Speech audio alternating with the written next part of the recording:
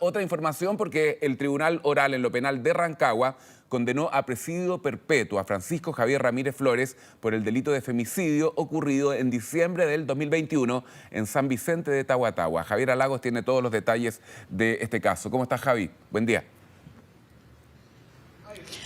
Hola Karim, buenos días. Sí, un crimen que conmocionó a San Vicente de Tahuatahua en el año 2021. Hablamos del femicidio de Camila Ugalde. En aquellos años, ella de 18 años, quien tenía una relación con Francisco Ramírez, quien durante las últimas horas fue condenado a presidio perpetuo simple, una pena privativa de libertad cercana a los 20 años que podría, claro, lograr teniendo una conducta básicamente intachable, pero incluso podría ser mayor a esa cantidad de tiempo, según lo estipulado por el Tribunal de Juicio Oral en lo Penal de Rancagua, quienes durante las últimas horas logran tomar esta determinación que efectivamente era algo que se estaba esperando desde el último tiempo. Hablamos de lograr esta condena.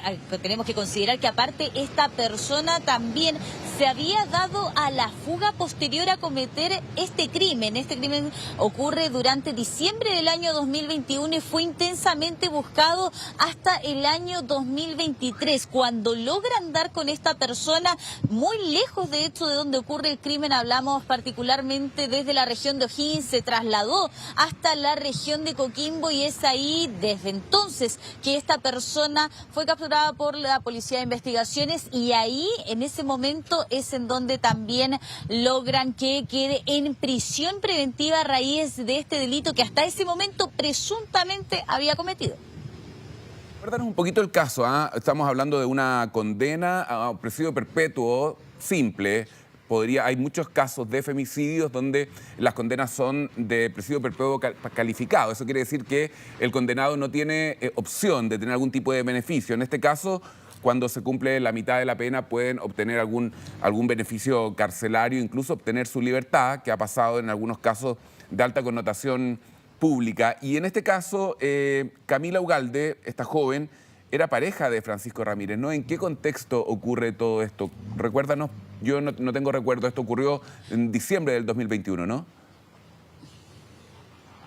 Exacto, Karim, en diciembre del año 2021 y como te mencionaba, esto ocurre en la localidad de San Vicente de Tahuatahua, en la región de O'Higgins. Es ahí en donde, claro, desde diciembre del 2021 esta persona fue intensamente buscada como principal sospechoso por el femicidio de Camila Ugalde, en ese momento una joven de tan solo 18 años. Primero que todo, durante el tiempo en el cual se concreta su detención y posterior a esto, cuando ya logra pasar a lo que es también esta cautelar de prisión preventiva, en ese tiempo, Karim, logran acreditar que ellos tenían una relación, por lo tanto estamos hablando de un femicidio íntimo. Tenemos que entender que hoy en día también este tipo de delitos ha ido variando. Sabemos que hay unidades especializadas por parte incluso de las fiscalías para poder ir viendo también cómo se van dando las relaciones en el contexto de violencia de género, porque tenemos que entender que primero que todo existe, claro,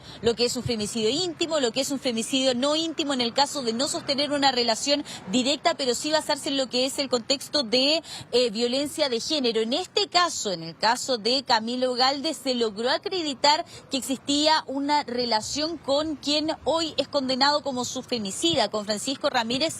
¿Y por qué lo mencionamos? Porque a raíz de las investigaciones que se lograron, más allá de en un momento posicionarlo como un sospechoso, se logra acreditar que ellos dos tenían una relación. Por lo tanto, bueno, en ese mismo momento también es en donde cobra mucha relevancia la investigación que se realizó en este mismo caso. ¿Por qué? Porque logran acreditar que ellos sostenían una relación de bastante tiempo y también en un contexto de violencia de género, Karim. Sí, y estaba leyendo que fue una violencia sostenida durante bastante tiempo también, ¿ah? Este tipo era un jinete que vivía con esta joven, tengo entendido, en una choza por ahí en algún lugar.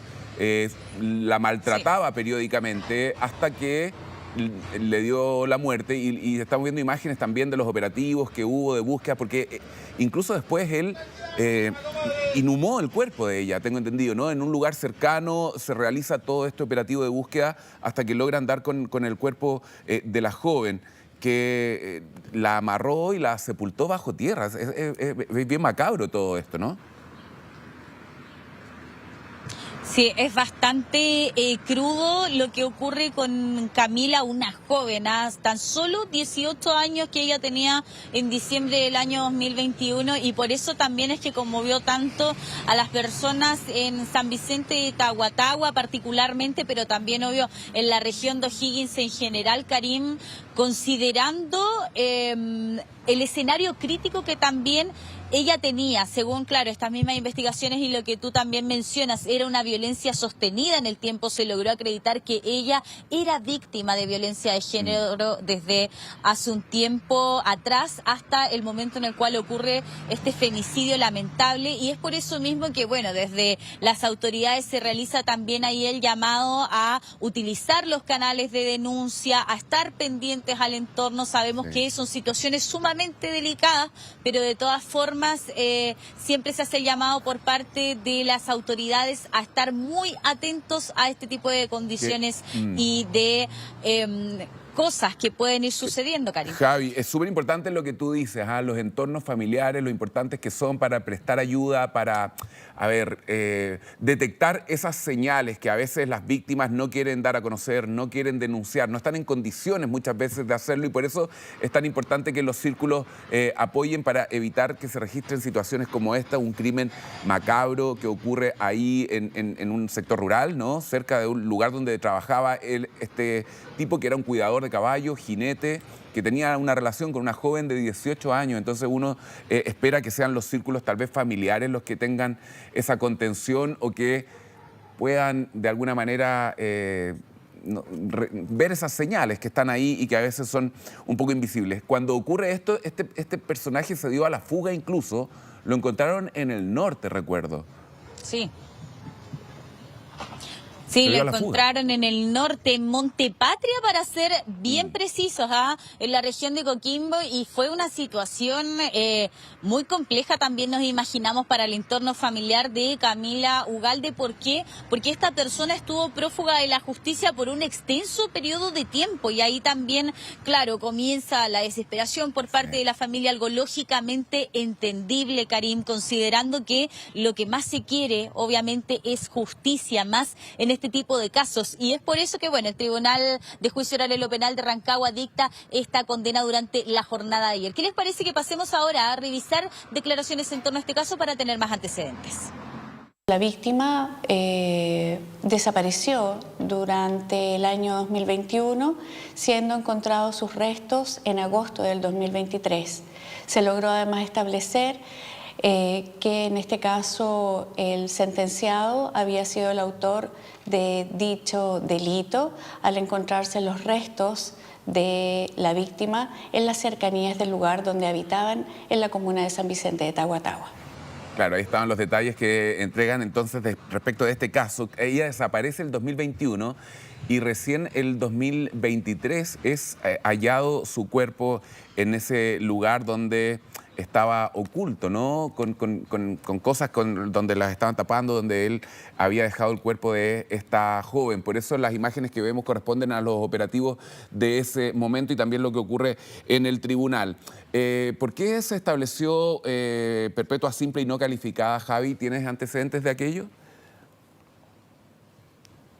Mira, respecto a eso, claro, llamó mucho la atención también, Karim, considerando acá un punto importante, y es que la gran mayoría de los femicidios en nuestro país tienden a tener finalmente lo que es la condena de presidio perpetuo calificado, como mencionabas tú, sin tener la posibilidad de optar a beneficios por buena conducta, por otro tipo también de situaciones en las cuales se pueda rebajar la pena. Pero en este caso nos imaginamos que a raíz también de los antecedentes que poseía esta persona, que según lo estipulado de forma inicial él no habría tenido antecedentes, al menos si no tenía una denuncia por violencia intrafamiliar, también según lo que se estipulaba en un comienzo de este caso, es que por eso este caso tendría la condena de presidio perpetuo simple, como te mencionaba, con la opción de rebaja de pena, y que también, obvio, no es lo ideal en este tipo de casos, porque nosotros sabemos que la familia siempre espera optar a las penas mayores, considerando la gravedad de este tipo de delitos. Bueno, ¿qué les parece que ahora pasemos a revisar declaraciones por parte de la Fiscalía? Ahí nos entrega muchos más detalles respecto a esta resolución. Nosotros logramos acreditar, más allá de toda duda razonable, que el imputado la golpeaba todos los días, la amarraba, no le daba comida, y en el contexto de uno de esos malos tratos, estando la víctima recién despertando o durmiendo, él la agredió y la mató. También se probó una circunstancia agravante, que es primera vez en esta región que se puede acreditar, que es una modificación al Código Penal que tiene que ver con que acreditamos que había un maltrato psicológico y físico a diario. Es un maltrato habitual dentro del contexto de la violencia intrafamiliar que termina transformándose en un femicidio. Claro, aquí es donde uno se pregunta por qué, con todos estos antecedentes, con la brutalidad del caso, ¿no? Estamos hablando de una persona que, y el tribunal lo acreditó así, agresiones psicológicas, físicas, a diario, permanentes, durante mucho tiempo. A esto se agrega, y que se consideró también como un agravante, el ocultamiento del cuerpo de esta persona. No presta ayuda a la investigación y aún así no se logra una condena mayor. Eso es lo que me llama la atención. Tenemos más declaraciones, Javi, ¿no?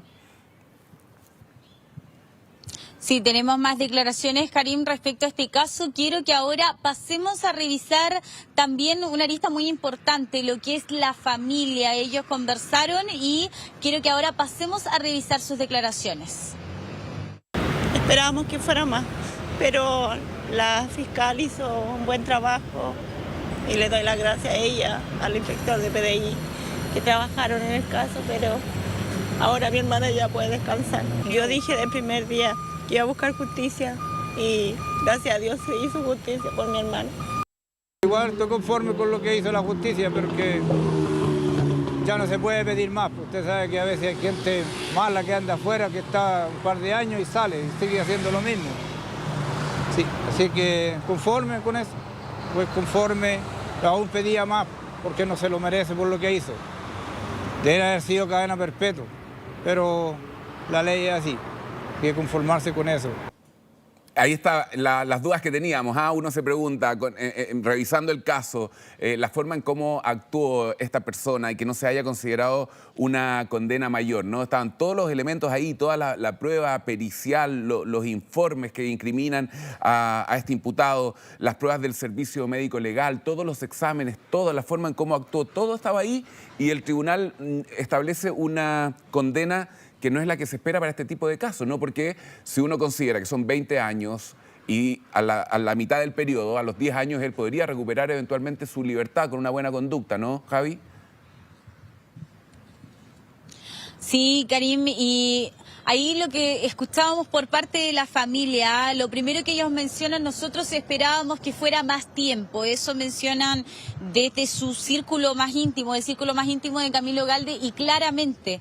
¿Por qué? Porque estos son delitos sumamente graves. En este caso se logra acreditar también que existe una conducta reiterada en cuanto a lo que es violencia de género, tanto psicológica como física. Tenemos que entender que hoy en día ambas son penadas por la ley, incluso también se considera como violencia de género lo que es violencia económica. Aparte de esto, por lo tanto, ahí hay que estar muy pendientes, Karim, y reforzar ahí el llamado también que se hace por parte de las autoridades, y lo que mencionábamos hace algunos minutos atrás, a estar muy pendientes al entorno. A raíz de estos casos siempre vuelve a aflorar también parte de lo que es el llamado a estar atentos a nuestro entorno, a realizar lo que son las denuncias respectivas. Si es que uno nota una conducta sospechosa, acercarse a quien podría ser víctima de un hecho de este estilo. ¿Por qué? Porque sabemos también que es muy complejo, Karim, muy difícil para quien está siendo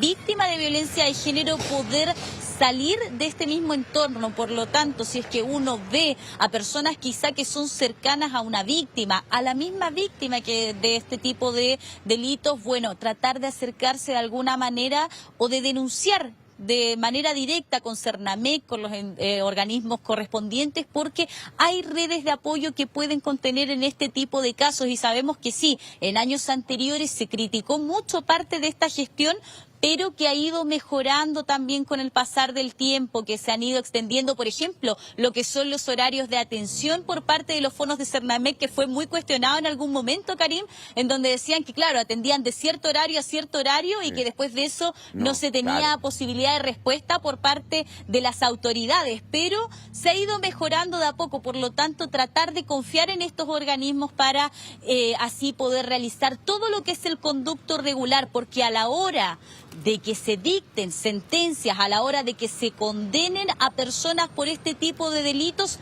va a pesar mucho incluso que existan denuncias previas por violencia intrafamiliar, por violencia de género, Karim. Sí, de todas maneras, porque la cantidad de femicidios que hay en nuestro país en los últimos años ha sido constante, no ha ido disminuyendo entre el 2020 y el 2022, 154 femicidios del orden de 40, 45 casos anuales entre el 2019 y el 2024. Y hay un dato que a mí me llama mucho la atención y me parece relevante.